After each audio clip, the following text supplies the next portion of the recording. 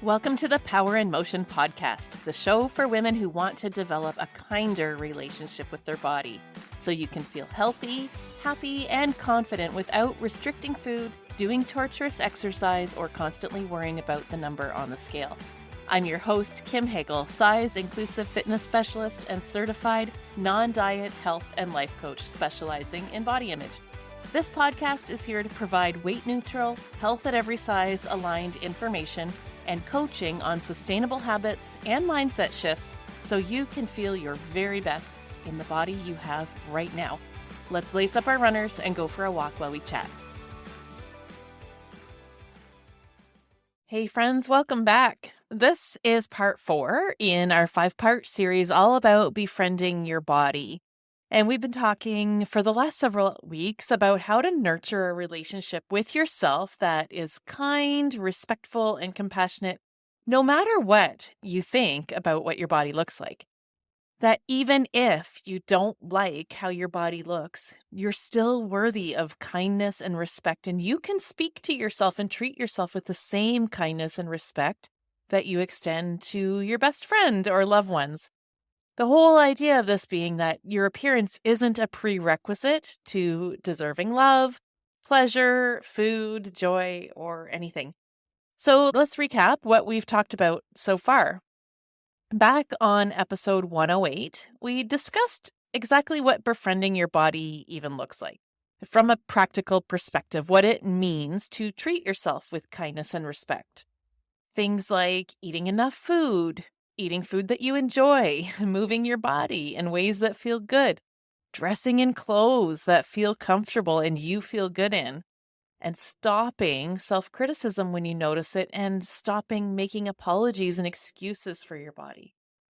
And then in episode 109, we talked about what becomes possible when you step into this kind of relationship with yourself.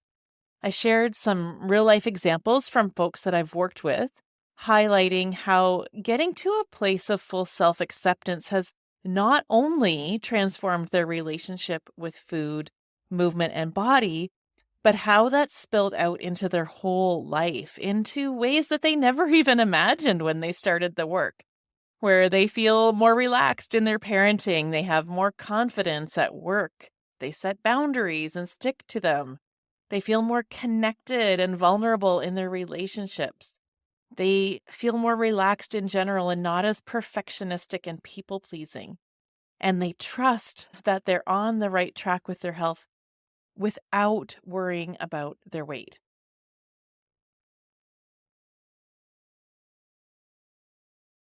And these were all things that when we started the work, they never knew were possible. Up until then, they all just seemed like a desire or a dream that they never felt like they could do or have or be because there was a belief that they weren't good enough or weren't deserving.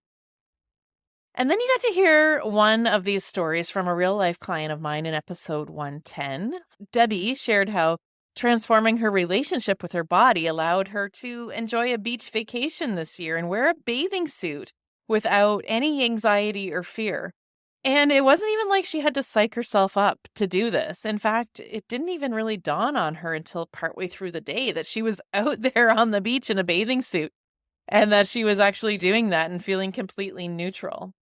So I encourage you to go back and listen to any of those 3 episodes if you haven't yet. Get caught up and then come on back here to this one because today we're going to talk about exactly how you get from point A to point B. Like, what is the process you need to take to get to this place where you're fully accepting your body and treating yourself with dignity and respect, even if you're not pleased with what you see in the mirror? Because I'm sure that it all sounds really great in theory, but how do you actually make that shift from feeling so uncomfortable and embarrassed or ashamed about your body and thinking that there's so much wrong with you to fully accepting yourself as is, not worrying about what anybody thinks and always speaking to yourself with kindness and respect? Maybe sounds like a bit of an impossibility. In fact, I had a very similar conversation to this with a brand new client just yesterday. She had booked a consultation call with me to discuss coaching, And that was the question she asked at the end. In our conversation, she became aware that the way that she viewed herself and her body and the way that she spoke to and about herself was actually the real problem, not her body itself or how she was eating and exercising. So she had a great awareness. She was like, okay, I get it, but how do I just switch to accepting myself and being kind to myself when honestly, right now, all I can see is what's wrong with me?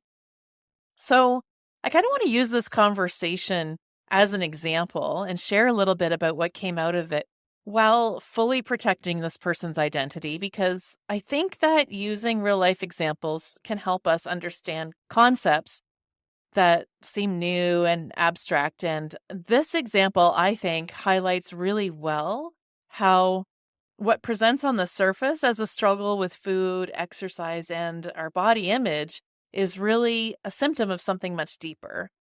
And by sharing this conversation, I'll be able to show you how I implement my 3-step process for making that change and getting the result you want.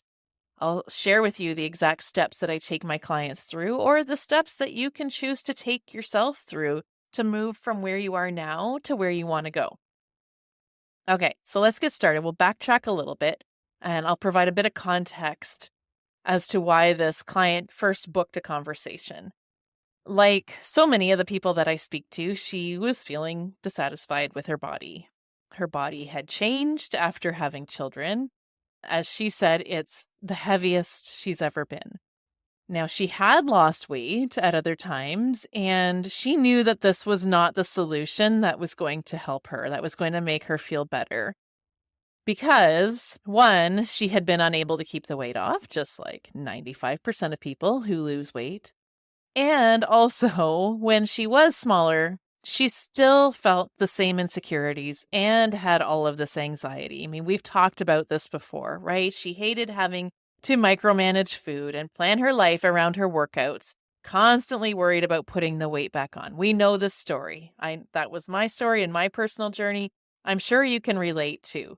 So, she had tried to quit dieting and she learned quite a bit about intuitive eating. She read the books and she even took some self-directed courses from the internet, but she really struggled in putting it into practice.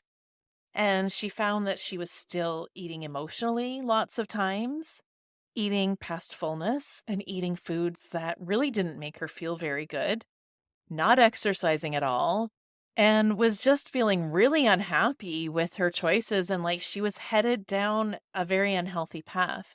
And she was feeling really frustrated to the point that she said, I know dieting or following food rules doesn't work, but at least it provides some structure and I feel like it's got to be healthier than what I'm doing. And believe me, I get that. Like when you feel so out of control and like you're in this downward spiral, of course, it could seem like having a plan to follow would provide the security of feeling like you're on a healthy path. Fortunately, she knew that wasn't going to get her where she wanted to go, and she chose to try something different, and she gave me a call. And on that call, I asked a whole bunch of questions. So this is step 1 in my process, asking the deeper questions. And we start with that right on the consultation call. And the first question I usually ask is something very simple, like, well, what are you struggling with right now? And from there, I probe a bit more. So for this lady, I asked, what would change if you could eat well and exercise regularly without following a diet? Like just trusting yourself to eat foods that were nourishing and move because you wanted to and it felt good. And if you truly accepted your body as it is, what would that make available for you? And her answer was, well, I'd be more present in life. I'd do more stuff with my kids. I would travel. I would fly. I wouldn't let my body size or fear of what I can and can't do hold me back from trying things. So the next question I asked her was a little deeper. I said, what stops you from doing that now? What stops you from doing all these things that you desire? And that's a really big question. What's stopping you? Because it really helps drill down to the root and draw out the fear. And in this particular case, she said, "Well, I'm afraid what people would think. Like if I just showed up and did all of the things that I wanted to do in this body, people might judge me." So I said, "Well, what judgment might they have?" And her answer was, "Well, that I'm just too much, that I don't deserve to have and do all of these things." And there was some emotion behind that statement because she realized that it wasn't just about her body being too much. She had been told that she was too much in lots of areas before. Too loud, too bold, too assertive. So the idea of fully accepting herself, not just her body, but her whole self, and living life on her terms unapologetically felt really scary because, of course, as women, we're taught to not ruffle feathers, to not have strong opinions, to put our desires aside, and on and on. So, fully accepting herself as is meant potentially ruffling some feathers, disrupting the status quo, and even potentially facing some judgment and losing some relationships. Which led to one final deep question, which was, well, what's it costing you to maintain the status quo and keep everyone around you happy? And how does that compare to the cost of trying something different and deciding to make yourself happy?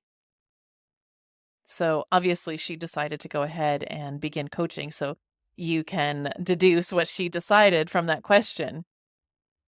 So asking the deeper questions is step one, and it's the main focus of our first several sessions in coaching, and honestly makes up a big chunk of every coaching session. And it's what I encourage you to do for yourself if you want to make a change in this relationship with your body or really any area in life. Asking questions is how you get to the reason behind the behavior or feeling that you're struggling with. Asking questions is all about being curious and raising your awareness about what is going on. Because you're not feeling the way that you're feeling or doing the things you're doing because you lack discipline or you're lazy or you're just so messed up and broken and beyond help. You're doing the things you're doing or feeling the way you are because you've been taught to believe certain things about yourself, about being a woman, about having a body, whether that's from society, the media, your parents, school, whatever. And often you're not even aware of the belief that's at the core. Like my client, it was this aha moment when she realized all of this came from the belief that she's too much. And even if you are aware of the belief that you hold, it's usually not obvious how that belief is affecting your behavior. So, asking questions of yourself, being curious, being a thought detective is the way to become aware of what is at the root. Because once you're aware, that's where you have the power to make change.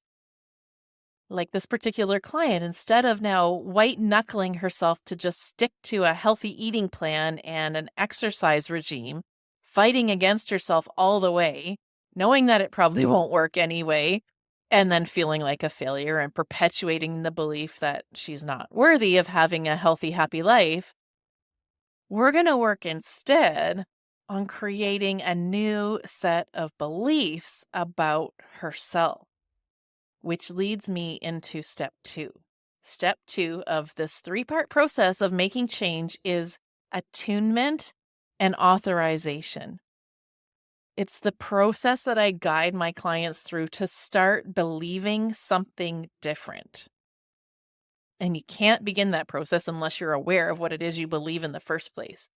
So for this client, her work is going to be to release the belief that she's too much and that her worth is found in gaining the approval of everyone around her, and instead to adopt the belief that she's exactly enough as she is, and that her approval of herself is what matters most. Now, that's not just a simple switch, and we don't just get there by repeating the new belief like a positive affirmation. It's a much more gradual process that develops over time, but it's done through the process of attunement. In other words, bringing your awareness inward and learning to trust our body compass. Our bodies send us so many signals, and I teach my clients how to feel and honor those. For instance, I asked this client to notice how it felt in her body when she thinks, I'm too much. And it felt like a knot in her stomach and her body just shrunk inward. But then when she thought about having her own back and approving of herself and knowing that she's enough, it felt expansive and light. She didn't believe it just yet, but the possibility of believing that felt good in her body. Now, the authorization part of this step is then giving yourself the permission to create beliefs that serve you and feel right in your body, rather than just believing what society has dictated you should believe. It's knowing that you own your thoughts and you have the power to decide how you want to think, even if it goes against the grain of society. So then gradually we start trying on this new belief. My client is working on the belief, I'm learning to approve of myself. And then her homework for the next little while will be to practice tuning into her body compass and making small, safe decisions that feel right for her instead of just doing what she thinks is expected of her. It could be simple things like choosing an activity that she wants to do on the weekend instead of just always going along with what the family wants to do. Or possibly leaving the house without makeup instead of always having to have her face on because that's what people tell us we should do as women. So this is what I call taking aligned action. And that's the third step of the process. Once we've identified how we want to feel and how we want our life to look, and we've started to formulate a mindset and a belief system that supports this kind of life, then we start doing things differently. And the really cool part is that it kind of just happens. It's easy and natural. There's no willpower or white knuckling required. We start eating differently. We eat in more nourishing ways. We stop eating when we're full. We don't find ourselves eating uncontrollably when we're experiencing difficult emotions. We move more. We move because we want to. We move because it feels good. We start dressing in new ways, tapping into our own unique style, and we don't worry about whether we deserve to dress a certain way. We start making requests, standing up for ourselves, trying new things, going on trips, asking for raises, sharing more openly in our relationships. All that stuff that I shared in the previous episode that my clients have experienced as a result of doing the work. They've started doing these things and having the results that they previously only dreamed of because they're taking aligned action from their whole new belief system about themselves and their body that they cultivated by asking the deeper questions, attuning to their body, and authorizing themselves to lead their own life. So that is the process. That's the 3 steps, whatever it is you're struggling with. Step 1, ask yourself loads of deep questions. Step 2, attune to your body's compass and authorize yourself to change your beliefs. And then 3, take aligned action. Now, I fully believe in you to do this work on your own. If it is important to you and you want the change bad enough, I know you will do the work. And I'll also say it's a whole lot easier and faster if you have support. When you work through this process with me as your coach, results are inevitable because I'm going to ask the questions you might be afraid or don't know to ask. And I'll hold space for the answers that come forward, for the fear that can often accompany doing things differently, and to keep you focused on the possibility that awaits you on the other side. So, if you're serious about transforming your relationship with your body and you're ready to do the work to have that, then go ahead and book your consultation call with me and we'll start the process by asking those deeper questions. And even if you decide not to move forward with coaching, you're going to leave that call clear on what's at the root of your struggle and know exactly what it is you need to work on to get where you want to go. So I will look forward to meeting you if you book a call. And I will see you back here on the next episode where we'll wrap up this series about befriending your body. Bye for now. Thanks for tuning into the Power in Motion podcast today. If you love what you're learning here, then I invite you to take the next step of embodying these concepts into your own life so that you can live your healthiest, happiest life and never again feel held back by your body. Coaching is the fastest, most efficient pathway to taking what you know in your head to actually applying it and seeing results. Whether you're looking to make changes around movement, food, body image, or all three, I'm here to help you nurture a kind, respectful, and trusting relationship with your body so you can feel your very best. Click the link in the show notes to book a free consultation, and together we'll uncover what's getting in the way of you having the results you want. You'll leave this call knowing exactly what you need to work on, and together we'll explore whether one of my coaching offers is a good fit for you. I can't wait to meet you.